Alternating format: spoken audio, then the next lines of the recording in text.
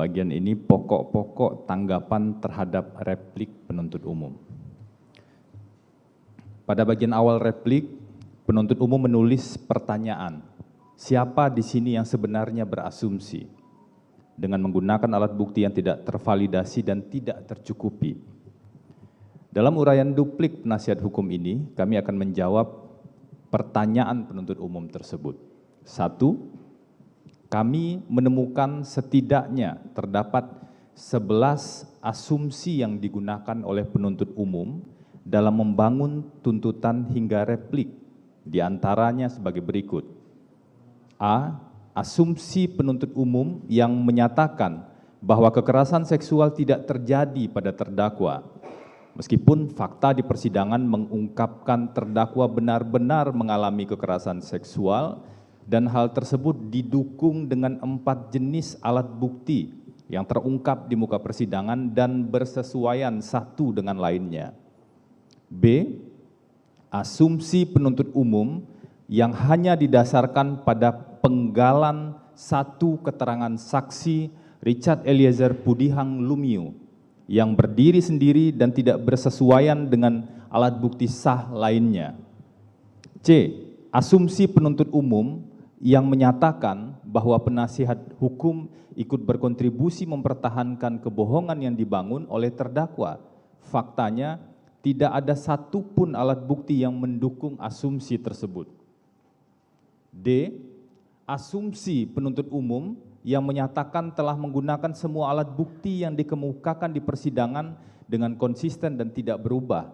Hal ini tidak sesuai dengan fakta yang muncul di proses persidangan. E.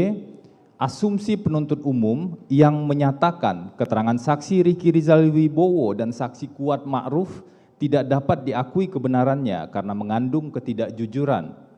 Faktanya, tidak ada satupun alat bukti yang mendukung asumsi tersebut. Dan dalam bagian lain, penuntut umum justru masih menggunakan keterangan 2 saksi tersebut. F.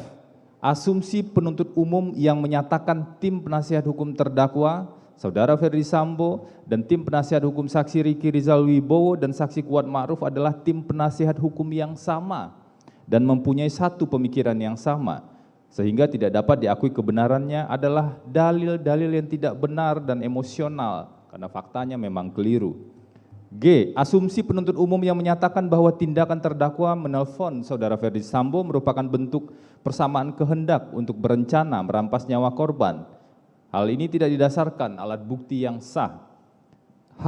Asumsi penuntut umum yang menyatakan bahwa pakaian yang dikenakan oleh terdakwa saat meninggalkan kediaman Duren 3 merupakan pakaian yang tidak pantas dan merupakan bagian dari skenario adalah dalil yang tidak berdasar, berlandaskan pada pola pikir seksis, diskriminatif, dan cenderung mendiskreditkan perempuan.